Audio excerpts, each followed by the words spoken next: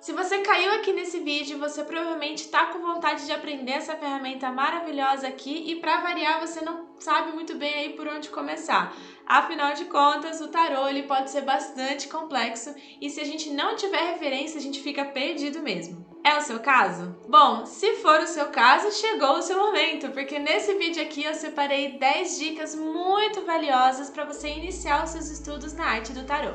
Vem comigo!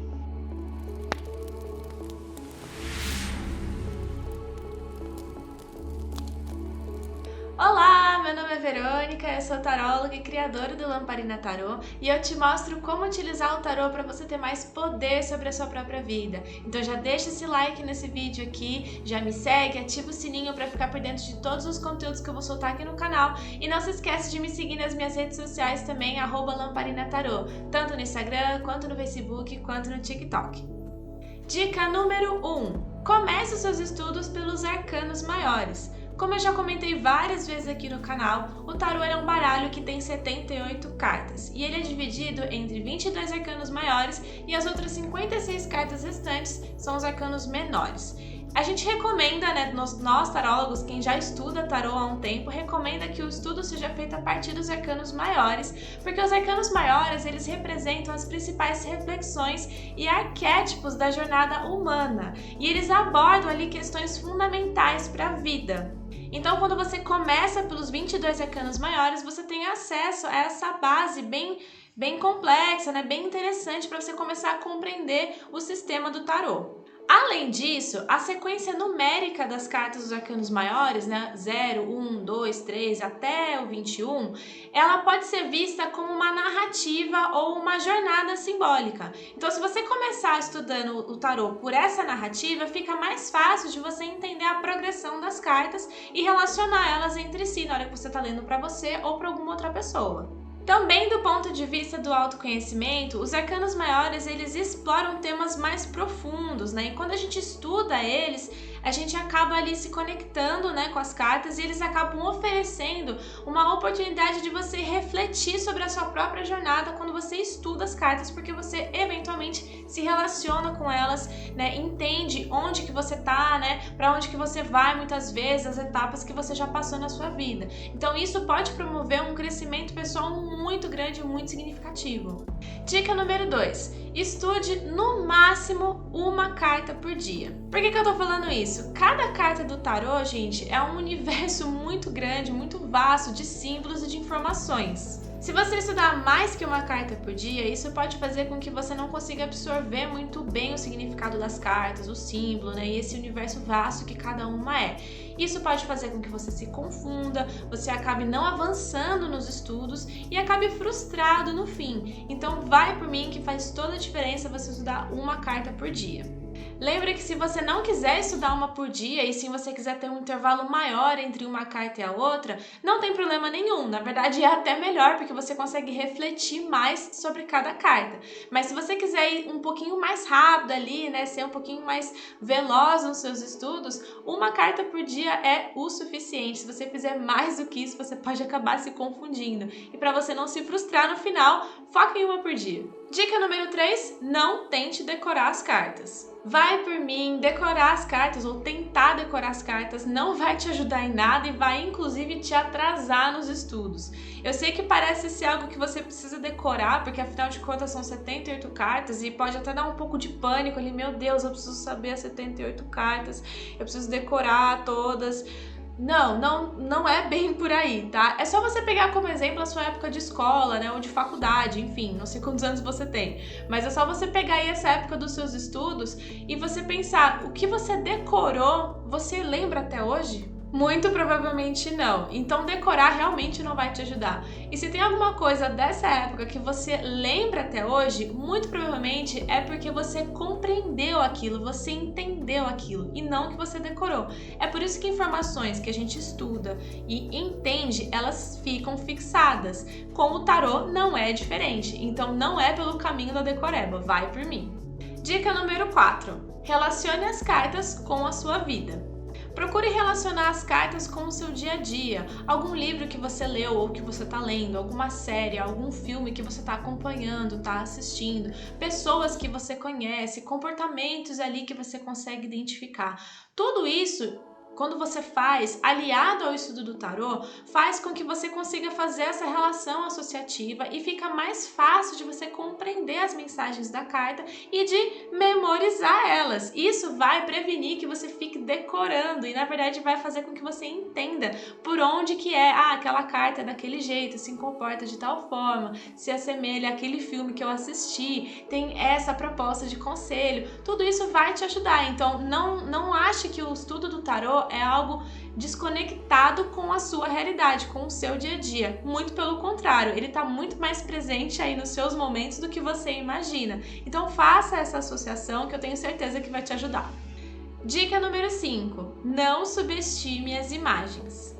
Pelo amor de Deus, abandone a concepção de que cartas que não têm muitos elementos gráficos são menos complexas ou menos profundas do que cartas que têm mais ilustrações, mais elementos gráficos. Cada elemento tá lá por um motivo e nada no tarô é ao acaso. Só porque uma carta tem um monte de elementos, não quer dizer que ela é mais ou menos complexa do que uma carta que tem poucos elementos. Elas são complexas no seu nível, no seu universo, e a quantidade de ilustrações não diz se ela é mais fácil, mais difícil, enfim. Um outro grande motivo para você não subestimar as imagens das cartas do tarô é que quando você se propõe a estudar, num momento, por exemplo, você está estudando a carta da lua e você acha que você já estudou todos os símbolos, que você já reparou em todas as nuances da carta. E aí você fecha o seu livro, o seu caderno e vai viver a sua vida. No dia seguinte você vai revisar os seus estudos e você percebe que tem algo na carta que você não tinha visto antes, que passou despercebido pelos seus olhos. Isso é mais comum de acontecer do que você imagina, então não subestime as ilustrações, não dê isso já como vencido, como se você já viu tudo aquilo que a carta tem para te mostrar. Sempre tem uma coisinha nova que você não reparou. Cada vez que você olha para uma carta de tarô, é quase como se fosse a primeira vez que você está olhando para ela. Dica número 6. Comece pelos baralhos Waite-Smith. Começar pela linha Waite-Smith ou Rider-Waite-Smith acaba favorecendo os seus estudos porque, como ele é um deck bastante popular, devido à sua popularidade, é mais fácil de você encontrar material de estudo, livros ou de repente vídeos ou pessoas falando, sem contar que é um deck bastante acessível para você também começar e comprar. Um outro motivo para você começar pelo Waite-Smith, pelos baralhos Waite-Smith, é que a maioria dos baralhos modernos hoje em dia seguem uma linha muito parecida, foram influenciados por esse tipo de deck aqui. Então, uma vez que você estuda o Waite-Smith, fica mais fácil de você ir migrando para outros decks que se assemelham e você vai ali coletando mais símbolos e mais significados sem que isso seja uma coisa muito gigantesca, muito dificultosa. Além disso, o Waite-Smith ele foi projetado com uma abordagem mais simbólica, detalhada, com ilustrações vívidas que podem ser facilmente associadas e relacionadas com a nossa vida. Lembra da outra dica lá de associar as cartas com a nossa vida? Então, o Waite-Smith ele conversa bastante com esse momento, então ele vai te ajudar nisso também. Mais um motivo para você começar com o Waite-Smith é que quando você finalizar os estudos dos arcanos maiores, que é a nossa primeira dica, que você comece por esse conjunto de cartas, quando você for para o próximo conjunto, que seria o dos arcanos menores, o Waite-Smith ele traz a proposta desses arcanos serem ilustrados, com imagens mesmo. O fato de existirem imagens para os arcanos menores facilita também a compreensão e o entendimento dessas cartas, diferente de alguns outros tipos de decks, como por exemplo o deck de Marselha, em que os arcanos menores eles são vetores, então por exemplo o 4 de paus são 4 bastões, o 5 de espadas são 5 espadas, é algo mais literal ali, e se você começar pelo Marselha, nesse caso do estudo dos arcanos menores, pode ser que você se confunda. O Waite-Smith ele costuma ser mais popular nesse tipo de estudo, porque as imagens facilitam bastante o entendimento de cada carta. Lembrando, gente, que se for da sua vontade iniciar pelo Marselha, não se preocupa, não precisa ficar com crise ou bitolado por causa disso. Começa pelo deck que você mais se identificar. A minha sugestão é que você inicie pelo Rider-Waite ou Waite-Smith. Eu acho que ele é mais simples de interpretar, mas se for do seu gosto de começar pelo Marselha, fica à vontade, não tem problema nenhum. Inclusive, né, começar ou não pelo Waite Smith ou pelo Marselha também não é uma obrigação, tá? Você pode iniciar com um deck das fadas, por exemplo, se você quiser. Ou um outro deck, o Zombie Tarot, ou Halloween, enfim, você pode ir com o que você se identifica mais. Iniciar pelo Marselha ou Rider-Waite Smith costuma ser nas primeiras opções, mas fica aí a seu critério. Dica número 7. Anote tudo. Tudo mesmo. Tenha um lugar para registrar e anotar os seus estudos. Gente, registra tudo mesmo, tá? Faz diferença isso. Então, anota os símbolos, as cores, as interpretações, as diferentes visões, o significado das cartas, de repente uma visão mais histórica que você está estudando, que você leu, que pode ali agregar também nas cartas, né? As suas percepções individuais e intuitivas das cartas também, que isso é muito valioso. Além da teoria, é muito valioso que você também crie a sua percepção sobre aquela carta e que você registre isso também. É bem bacana você fazer esse registro porque, por exemplo, daqui, sei lá, 5 anos que você estudou tarô, você volta nesses cadernos e você vê que a sua percepção foi mudando, né? Ou de repente você relembra alguma coisa que você estudou ali. Então você ter isso tudo registrado e anotado ajuda muito a sua evolução, né? O seu caminho dentro do tarô e a memorizar, né? Estudar também as cartas. Eu gosto tanto de anotar as coisas que eu tenho vários caderninhos de tarô. Eu até separei aqui para mostrar, né? Todos esses daqui eu tenho 2 maiorzinhos aqui e 2 menorzinhos, porque eu também gosto desses caderninhos pequenininhos. Pra mim fez toda a diferença anotar, né? Aqui eu anotei absolutamente tudo, tanto técnicas de tiragem como dicas de significados, as cores. Eu fiz até algumas correspondências, né, com ervas e cristais também. Teve uma época que eu tava estudando isso, então fiz ali as correspondências, né, com lua, enfim, com tudo. Tudo isso tá registrado nesses meus caderninhos aqui e eu tenho certeza que eu vou ter mais caderninhos de tarô ao longo da minha vida. Fora os cadernos digitais que eu também tenho, né, alguns cursos que eu fiz, alguns insights que eu fui tendo, eu também fui anotando de forma digital, né, no Drive e tudo mais, que você também pode fazer dessa forma, caso você não goste de escrever assim mesmo à mão, né? Ter um caderninho de tarô pra mim realmente fez toda a diferença, porque eu posso a qualquer momento voltar, né, e relembrar algumas percepções que eu tinha. Aqui eu tenho várias coisas anotadas, né, nos meus cadernos, então faz toda a diferença, né, fez toda a diferença no meu processo de estudo com o tarô, e eu tenho certeza que tem muito a agregar pra você também, então guarda essa dica com muito carinho de anotar tudo, né, fora que também a gente tem uma organização melhor, né, quando a gente anota, né, a gente compreende de uma forma mais simples, né, quando a gente organiza os nossos estudos, então anota essa dica que é muito boa. Dica número 8, tire uma carta de oráculo por dia. Se você tirar uma carta de oráculo por dia, né, vamos pegar aqui, por exemplo, tirei aqui o Eremita, olha só que coisa, né, que coincidência, né, Lamparina Tarô, enfim, eu já contei isso num outro vídeo, tá, do porquê que chama Lamparina Tarô, vou deixar o card aqui pra vocês verem, só pela curiosidade. Mas, por exemplo, tiramos aqui a carta do Eremita como oráculo. Pra que isso é uma dica, né? Por que eu tô indicando que você faça isso durante os seus estudos e até depois também? Quando a gente tira uma carta por dia, né, pedindo ali como oráculo, como um aconselhamento, um direcionamento para o nosso dia, você pode refletir sobre o que essa carta significa, anotar no seu caderninho também, né? E no fim do dia, você também registrar as suas percepções sobre a carta e como você viveu o seu dia, se você aplicou os conselhos dela, né? Se você trouxe essa reflexão para dentro de você. De repente, se você tira de uma forma mais divinatória, se realmente aconteceu de fato com a proposta da carta, né? Então, esse arcano que você tira por dia, ele não só, quando você faz essa tiragem, não só te auxilia a entender melhor a carta, mas ele também acaba te orientando caso você sinta que você precisa desse direcionamento por dia. Mais pra frente, pode ser que você ache desnecessário tirar uma por dia e que você decida espaçar um pouco mais, né? Tem gente que faz uma carta todo dia, faz uma carta na semana, faz uma carta mensal, tudo isso junto. Então fica muito ao seu critério. Eu indico fortemente que você comece fazendo uma carta por dia e depois você vai sentindo aí se você ainda quer tirar uma por dia ou se você quer espaçar um pouco mais. Mas isso ajuda bastante a compreender as cartas também. Dica número 9. Não queira fazer tiragens complexas no começo. Quando a gente está iniciando os nossos estudos no tarô, ou de repente você recentemente acabou de concluir os arcanos maiores, né? Se a gente faz tiragens com muitas cartas ou tiragens muito complexas no começo, isso pode ser bem dificultoso e pode acabar te frustrando também, porque você pode ser que você tenha aí a sensação de que você não está conseguindo ler as cartas, que você não estudou direito, ou que você não estudou o suficiente, e aí você já vai lá e querer comprar 400 mil cursos. Calma, respira fundo, tá? Às vezes não é você que não tá sabendo interpretar. Às vezes a tiragem ela é muito complexa para o momento de tarô que você tá vivendo. Vai aos poucos, com tiragens mais simples. Não tem necessidade de você fazer uma tiragem com 20 cartas, com 10 cartas. Começa pela tiragem oracular, né? Aquela por dia, né? Que eu acabei de citar. Depois você vai para uma tiragem com 2 cartas, quando você compara 2 cenários, por exemplo, né? 2 caminhos.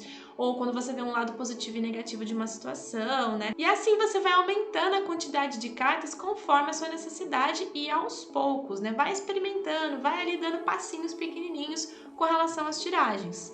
Essa dica é bem importante porque tiragens com muitas cartas, por exemplo, a tiragem da Cruz Celta, que é um jogo bem tradicional, né, de 10 cartas, né, isso pode ser bem difícil e dificultoso no começo, né, no início da sua jornada. Então, se você faz, por exemplo, uma Cruz Celta logo no início, você muito provavelmente vai ter dificuldade e aí você pode acabar ficando frustrado com isso. Então, calma, não precisa sair fazendo, né, Cruz Celta ou mandala astrológica, que tem muitas cartas, né? Vai com calma, começa com tiragens menores, às vezes de repente você consegue até ir criando as próprias tiragens pequenininhas também. Isso vai te dando mais autonomia e mais segurança ao longo da jornada. 10ª dica e talvez a mais importante dessa lista que eu fiz para vocês. Nunca pare de estudar. Tarô é absolutamente para a vida toda. E se engana quem acha que o estudo do tarô tem um fim. O relacionamento com as cartas, ele é duradouro, ele é permanente e é contínuo. E a reciclagem também é muito bem-vinda de tempos em tempos. Então não saia aí achando que você já estudou o suficiente, que você não precisa se reciclar, que você não precisa revisar também. Não é por aí, tá? É interessante você estar sempre ali atualizado. Você não precisa ficar bitolado achando que você não sabe de nada, que você sempre precisa estar fazendo um curso, que você está super inseguro. Calma também que não é por aí, mas não há necessidade de você ir para aquela postura de que você nunca precisa fazer uma reciclagem quando se trata dos estudos do tarô. Não importa quantos anos você tenha de profissão, a reciclagem é sempre importante, principalmente se você quiser aprender uma abordagem nova. Inclusive, esse é um ponto bastante interessante caso você tenha vontade de aprender outras abordagens ou, de repente, de mergulhar em estudos específicos de cada deck, como, por exemplo, o Tarô de Thoth, que é um mundo à parte ali também. Então, a reciclagem ou essa vontade de estar sempre estudando e aprendendo o tarô também faz muita diferença nos seus estudos e na sua prática, mesmo que você leia só para você ou se você vai ler para outra pessoa.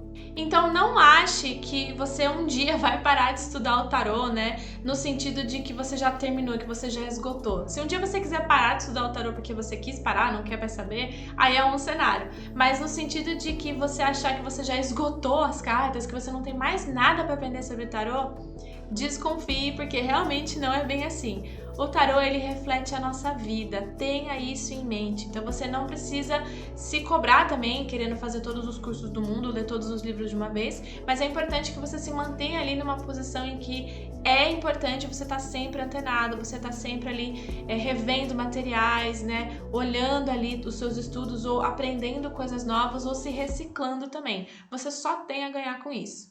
Então é isso, nesse vídeo você aprendeu 10 dicas muito chuchus para você iniciar as suas práticas no tarô. Eu espero de coração que tenha te ajudado, que você tenha conseguido absorver essas dicas e deixa aqui nos comentários, eu quero saber se você já estuda, se você está começando, qual dica você mais gostou, qual dica que você não viu tanto sentido assim. Deixa aqui nos comentários pra gente trocar figurinha, porque eu adoro esses momentos. Não esquece de me seguir nas redes sociais, @lamparinatarô, aqui no YouTube, no Instagram, no TikTok e no Facebook, mas principalmente no Instagram e aqui no canal do YouTube, porque eu vou estar sempre postando conteúdo novo por aqui. E para quem gosta de tarô ou tá começando os estudos do tarô, é especialmente para esse tipo de pessoa. Então deixa seu like aqui, deixa seu comentário também, se inscreve no canal e ativa o sininho para você não perder nada. Então é isso, te vejo no próximo vídeo.